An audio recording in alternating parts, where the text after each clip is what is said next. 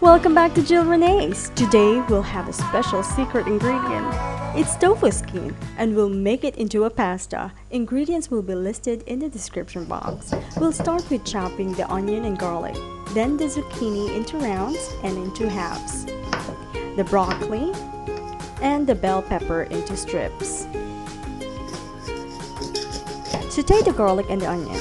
And I also added ground chicken for the meat. Then put the rest of the vegetables into the pan. Now let's prepare the pasta. You can buy tofu skin at any Asian store.